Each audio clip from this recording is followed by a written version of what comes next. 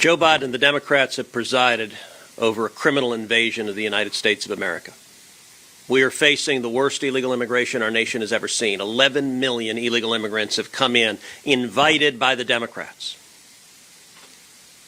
When Joe Biden came into office, he inherited the lowest rate of illegal immigration in 45 years. All he had to do was nothing.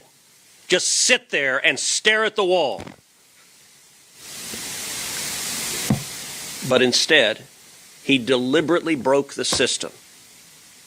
This chart on the right shows when Biden came into office, you had historic lows the instant he was sworn in. The numbers skyrocketed. It went from the lowest rate in 45 years to today, the highest rate in the history of our nation. This is deliberate. Now today, President Biden and the Democrats have a press conference. And here's what they're announcing.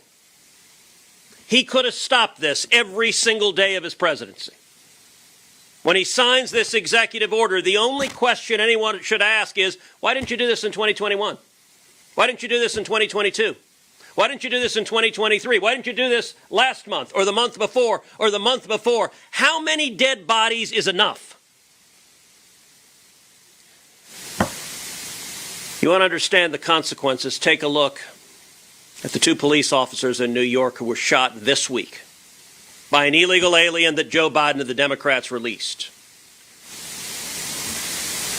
The assailant, Bernardo Raul Castro Mata, is a name really out of Charles Dickens. Mata is Spanish for he kills.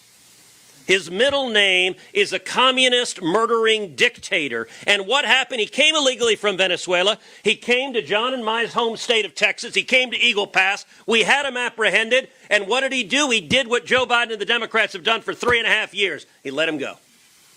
He let him go. And Mr. Mata went to New York City and shot 2 New York cops this week. That's happening every single week. We have not had a week go by when someone is not shot, someone is not murdered, a child is not raped by an illegal immigrant released by Joe Biden and the Democrats.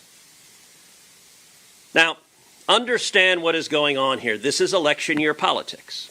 And by the way, we've seen this game before. Apparently the Democrats have one playbook, which is create a crisis, and then a couple of months before the election, do something very mild to address the crisis and say, see, problem solved. We saw this with gas prices.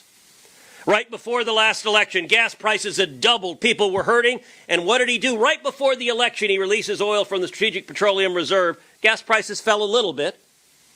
And they victory lap that they've reduced gas prices a tiny bit from the massive historic highs they've had. We also saw this on student loans. Last election, right before the election, what does Joe Biden do? He says, I'm giving away $1 trillion to young people. By the way, young people, come vote for Democrats now.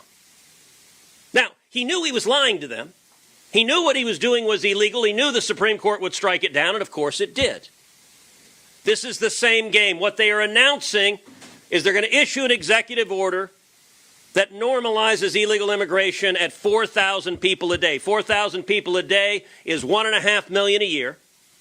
And understand on this chart, I'm actually going to pull this chart over here because what they're doing is unusually cynical. He came in here, the numbers skyrocketed here. 4,000 a day is 120,000. So we're right here. He's proposing to lower it to right here. To lower it just a bit.